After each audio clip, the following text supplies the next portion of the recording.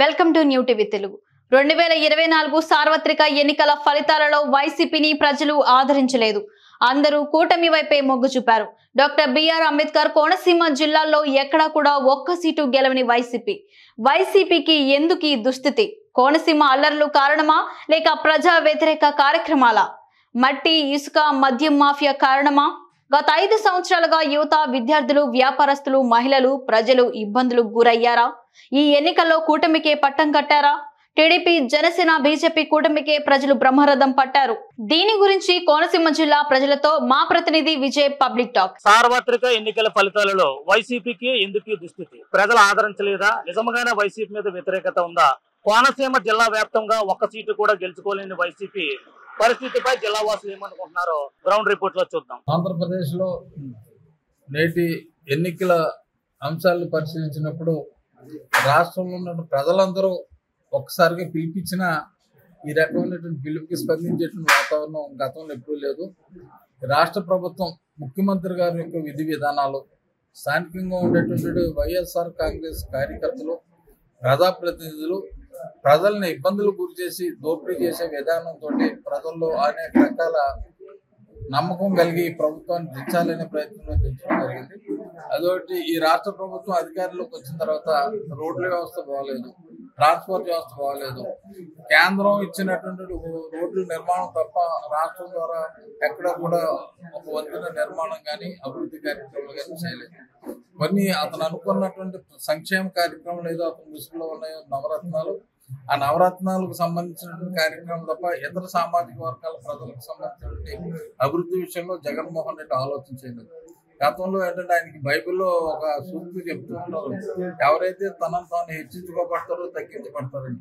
తన రాజకీయ వాతావరణంలో ఇతర రాజకీయ పార్టీల్ని తనకు ఉండేటువంటి అధికారాన్ని ఉపయోగించి ప్రతిపక్షాన్ని, మిత్రపక్షాన్ని ఆలేలో తేడా లేకుండా అందరినీ ఇబ్బందులు గురి చేయడం, స్థానికంగా ఉన్నటువంటి ఎమ్మెల్యేలు ప్రజలు కూడా చాలా ఇబ్బందులు గురి చేయడం వల్ల ప్రజల్లో ఇబ్బంది పడటంతో ప్రజల్లో ఒక రకమైన చైతన్యం వచ్చి ఈ ఎన్నికల్లో ఖచ్చితంగా జగన్మోహన్ రెడ్డిని ఓడించాలనే ఆలోచనతో రాష్ట్రంలో వైఎస్ఆర్ కాంగ్రెస్ పూర్తిగా దృష్టిపెట్టుకుంది. ఈ రకంగా రాష్ట్రాన్ని బాగు చేయాలనే ఆలోచన రావడానికి కారణం పవన్ కళ్యాణ్. జగన్మోహన్ రెడ్డి అంటే మూర్ఖుని అధపాతాలను తొక్కేస్తాను అతను ఏదైతే నిర్ణయం తీసుకున్నారో ఆ నిర్ణయాన్ని కట్టుబడి తెలుగుదేశం, బీజేపీ కలవని పార్టీలు కలిపి రోజున రాజకీయంగా 2 పార్టీలను కలిసేటువంటి ప్రయత్నం ఏదైతే చేశాడో దాని ఫలితంగా ఈ రాష్ట్రంలో వైఎస్ఆర్ కాంగ్రెస్ ఓడిపోయింది. ఖచ్చితంగా జగన్మోహన్ రెడ్డిని దించడంలో కీలక భూమిక వహించిన వ్యక్తి పవన్ కళ్యాణ్ గారు. ఖచ్చితంగా మరి రాష్ట్రం అభివృద్ధి చెందుతుంది. అంతేదంటే మోడీ గారు కూడా ప్రధానమంత్రి చంద్రబాబు నాయుడు గారికి హామీ ఇచ్చారు, గతంలో కంటే కాదు ఇప్పుడు మీరు ఈ రాష్ట్రాన్ని ప్రగతి పదంలో ముందుకు తీసుకెళ్ళడానికి వీలయ్యేటువంటి సహకారం కేంద్రం నుంచి అందిస్తారని చెప్పడం జరిగింది. ఏంటంటే అతను బాగా ఇష్టమైనటువంటి రాజకీయ నాయకులు పవన్ కళ్యాణ్ అవడంతో పవన్ కళ్యాణ్ అతను పదే పదే అభిమానించే వ్యక్తి కాబట్టి ఈ రాష్ట్రం కోసం అతను చేసిన నిర్ణయం, అతను తీసుకున్న నిర్ణయాల్ని మోడీ గారు ఆశీర్వదించాడు. పవన్ కళ్యాణ్ మీద ఉన్న వ్యక్తిగత అభిమానంతో ఖచ్చితంగా ఆంధ్రప్రదేశ్ అభివృద్ధి చెందేదని నమ్మకం ఉంది. ప్రజలు మూకుమ్మడిగా అందరూ ఒక్కటై ఈ జగన్మోహన్ రెడ్డిని అధపాతాలను తొక్కినటువంటి ప్రక్రియ ఇది. ఎందుకంటే రాజకీయాల్లో ఒకసారి ఓటమి, రెండోసారి గెలుపుంటది. కానీ ఈ ఎన్నికల్లో జగన్మోహన్ రెడ్డి వెనకాల తిరిగిన వాళ్ళు ఈ ఎన్నికల్లోనే గెలవడానికి ఆస్కారం లేని రీతికి ఎన్నికలు కొట్టుకోవచ్చు. గతంలో ఉండేటువంటి శాసనసభ్యులు అధికారంలో అంటే గతంలో ఏ ముఖ్యమంత్రిగా ఉన్న ఎమ్మెల్యేలు ఆ ముఖ్యమంత్రి దగ్గరికి వెళ్ళి మా నియోజకవర్గ సమస్యలు ఇవి అని చెప్పుకునేటువంటి ధైర్య సాహసం చేసేవారు. అందరూ కూడా ముఖ్యమంత్రి దగ్గరికి వెళ్ళి ప్రజల సమస్యలు చెప్పేటువంటి పరిస్థితి ఉంది. సరదాగా ముఖ్యమంత్రిని ఎమ్మెల్యేలు కలిసి మాట్లాడుకునేటువంటి పరిస్థితి ఉంది. ఈ కోనసీమకు సంబంధించినటువంటి ఎమ్మెల్యేలు ఎవరు కూడా జగన్మోహన్ రెడ్డిని కలవాలంటే 4-5 కోటరి సజ్జల రామకృష్ణ రెడ్డినో, విజయసాయి రెడ్డినో ఇలాంటి రెడ్డిని అందరినీ వేసుకుని కొంతమందిని కలిసే ప్రక్రియలో వీళ్ళ శాసనసభ్యులు కూడా అసంతృప్తిగా ఉన్నారు. ప్రజలు కూడా అది గమనించారు. ప్రత్యేకించి కోనసీమలో శాసనసభ్యులు ఎప్పుడు కోరుకునేది ఏంటంటే కోడి పందాలకి పర్మిషన్లు, ప్యాకెట్ అడ్డానికి పర్మిషన్ గురించి తప్ప ఈ నీటి ప్రజలందరికీ సాగునీటి వ్యవస్థ ఎంతవరకు అందుతుంది, రోడ్ల గురించి ఏ రకంగా ప్రజలకి బాగున్నాయి, దీని మీద మన అందరం కలిసికట్టుగా ముఖ్యమంత్రిని వెళ్ళి కలుద్దాం అనే ఆలోచనతో కోనసీమలో ఉన్నటువంటి ఎమ్మెల్యేలు కానీ, ఎంపీలు కానీ, అంటే అటు లోక్సభ ఎంపీ హర్రాజ్ కానీ, బోస్ గారు కానీ, రాజ్యసభ సభ్యులుగా కానీ వీళ్ళెవరూ కలిసిమెలిసి జిల్లా పరిషత్ చైర్మన్తో సహా ఎప్పుడు కూర్చుని కోనసీమ అభివృద్ధి కోసం ప్రణాళిక రూపొందించిన పరిస్థితి గతంలో ఈ 5 సంవత్సరాల కాలంలో ఎక్కడ చేయలేదు. అంచేత ప్రజలు విసిగిపోయారు. అభివృద్ధి అంటే ఏంటో గతంలో బాలయోగ హయాంలో చూసిన వ్యక్తులు అవడంతో ఈ కార్యక్రమాన్ని మళ్ళీ మనం ఎప్పుడు చూడగలం ఆలోచించి బాలయోగ గారి అబ్బాయి హరీష్ బాలయోగ ద్వారానే మళ్ళీ పూర్వవైభవం కోనసీమకు వస్తుందన్న ఉద్దేశంతో ఈ వైఎస్ఆర్ కాంగ్రెస్ తుడిచిపెట్టారు. దాంట్లో అభ్యర్థులు ఎవరు స్థానికంగా ఉంటారా ఉండరా, ఈ పరిస్థితులు ఏంటనేది కూడా యువతకి మెగా డిఎస్సి లేదు, ఉద్యోగాలు లేవు. అదే కాకుండా ప్రతి యువకుడిని కూడా కోనసీమ జిల్లాలో ఉద్యోగాలు లేకుండా అల్లర్ల కేసుల్లోని ఇరికించి ఉపాధి లేకుండా చేయాలని జగన్ కోనసీమ జిల్లాల మీద అల్లర్లు సృష్టించాడు. అందుకే కోనసీమ జిల్లాలో ఒక్క సీటు కూడా లేకుండా జగన్ చిత్తుగా ఓడించి ప్రజలు దానికి సునామీకి సృష్టించి జవాబు ఇచ్చారు జగన్కి. ఇది అర్థం చేసుకున్న జగన్ మళ్ళీ కోనసీమ వైపు చూడడానికి మేమందరం కోరుకున్నాం. నవరాత్రులు అన్నాడు, ఆ నవరాత్రులు ఎలా ఉంటాయన్నది కూడా ప్రజలు చూడలేదు, చూపించుకున్నాం. కాబట్టి నా బీసీ నా ఎస్టీ అన్నాడు. సంక్షేమ పథకాలు ఎస్సీలకి 27 సంక్షేమ పథకాలు రద్దు చేశాడు. అందుకే ఎస్సీ బీసీ కూడా ఓడించారు జగన్మోహన్ రెడ్డి. అధికారంలోకి వచ్చాక ప్రతిపక్షాలను నిర్వీర్యం చేయడానికి ఎన్ని కుట్రలు చేశాడో అవన్నీ కూడా జనాలు చూసి జనాలు ఏ విధంగా అంతమందించాలన్నది చూసి ఈరోజు ఈ తీర్పు ఇచ్చారు. ఇది జనాలు ఇచ్చిన తీర్పు. ఈ అవినీతి ప్రభుత్వం, ఒక రకమైన రౌడీజం ప్రభుత్వాన్ని ఈ రోజు నాడు ప్రజలందరూ కూడా తొక్కుపెట్టి నార తీశారు. అందుకనే 164 సీట్లు కూటమి సంపాదించగలిగింది. ఇది కేవలం ప్రజా విజయం. ఆయన చేసిన తప్పులే ఆయన మెడకు చిక్కుకున్నాయి.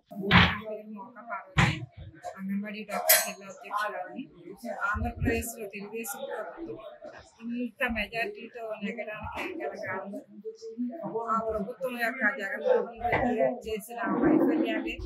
ఆయన బటన్ నొక్కాను అన్నారు.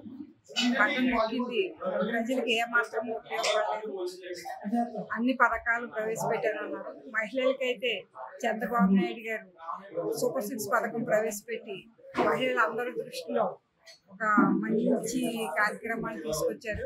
మినీ మహానాడు కార్యక్రమంలో పోలవరం ప్రాజెక్ట్ అన్నారు. పోలవరం ప్రాజెక్ట్ ఏమీ పూర్తి చేయలేదు. కరెంటు బిల్లులు తగ్గిస్తామన్నారు. కరెంటు బిల్లులు 10 సార్లు పెంచారు జగన్మోహన్ రెడ్డి గారు. తర్వాత ఎస్సీలకు అసలు ఒక్క పథకాలు కూడా ఏమీ చేయకుండా వాళ్ళకి చాలా అన్యాయం చేశారు. 19% ఉండే వాటిని 12% తగ్గించారు. దానివల్ల ఎస్సీలు కూడా జగన్మోహన్ రెడ్డి గారికి ఏమి ఓట్ బ్యాంక్ ఏమీ చేయలేదు. తర్వాత పవన్ కళ్యాణ్ గారి యొక్క నాయకత్వం వల్ల ప్రభుత్వ వ్యతిరేక ఓటు అంతా ప్రభుత్వం కూటమికే పడింది. మోడీ గారు కలిసి రావడం, చంద్రబాబు నాయుడు గారు, పవన్ కళ్యాణ్ గారు అభివృద్ధి పనులు యొక్క దృష్టి పెట్టి, తర్వాత గ్యాస్ సిలిండర్లు 3 సిలిండర్లు ఇస్తామని ప్రకటించడం, తర్వాత జాబ్ క్యాలెండర్ అన్నారు. జాబ్ క్యాలెండర్ ఏమీ ఇవ్వలేదు. తర్వాత ప్రజలకి నిరుద్యోగులుగా అలా ఉండిపోయారు. వాళ్ళకి నిరుద్యోగ వృత్తి లేదు, ఇచ్చి నిరుద్యోగ వృత్తిని తీస్తారు. తర్వాత ఎవ్వరికి కూడా చాలా ప్రజలందరూ ఇబ్బంది పడ్డారు. రోడ్లు లేవు, రోడ్లు సరైన పరిస్థితి లేదు, మంచినీటి పరిస్థితి లేదు. పిల్లలు చదువుకున్న పిల్లలు రోడ్ల మీద తిరుగుతున్నారు తప్ప వాళ్ళకి సరైన వసతి లేదు, సరైన అవకాశాలు, ఉద్యోగ అవకాశాలు లేవు. అదే చంద్రబాబు నాయుడు గారు వస్తే పరిశ్రమలు వస్తాయి, వాళ్ళకి ఉద్యోగ అవకాశాలు వస్తాయి, మన రాష్ట్రం అభివృద్ధి చెందుతుంది అన్న ఉద్దేశంతో మన యువకులంతా హైదరాబాద్ నుండి వచ్చి ప్రజలు పనిపెట్టుకొని బాబు గారికి ప్రచారం చేశారు.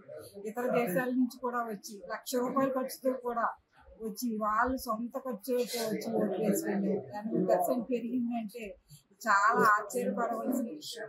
జగన్మోహన్ రెడ్డి గారి మీద అంత వ్యతిరేకత ఉంది. ప్రజలకి ఏమీ సరిగ్గా చేయలేదు. బటన్ నొక్కాను అన్నారే తప్ప ప్రజలకి ఏం చేస్తున్నారు. తర్వాత వివిధ వృత్తులు వాళ్ళు ఒక 6 నెలల పాటు జగన్మోహన్ రెడ్డి గారు వచ్చిన 6 నెలల పాటు వాళ్ళకి ఏమి చేయలేదు. ఇసుక లేక చాలా ఇబ్బందులు పడ్డారు. భవన నిర్మాణ కార్మికులు, పెయింటర్స్ కానీ 27 రకాల వృత్తులు వాళ్ళు చాలా బాధపడ్డారు. వీళ్ళందరూ ప్రజలందరూ ఈ బాధలను దృష్టిలో పెట్టుకుని ఎప్పుడు అవకాశం వస్తుందా, ఎప్పుడు జగన్మోహన్ రెడ్డిని కింద దింపుదామా అని ఆలోచించి ఆయన్ని కిందకి దించవలసి వచ్చింది. చాలా మంచి రిజల్ట్ ఇచ్చారు ఓటమి. కోనసీమ జిల్లాలో అన్ని వర్గాలు కూడా తీవ్రమైనటువంటి నిరుత్సాహంతో ఉండటం ప్రభుత్వ వ్యతిరేక విధానాల వల్లే వైసీపీ ఓడిపోయిందని జిల్లా వాసులు చెప్తున్నారు. కెమెరామెన్ రమేష్ తో విజయ్, న్యూ టీవీ, కోనసీమ జిల్లా నుండి.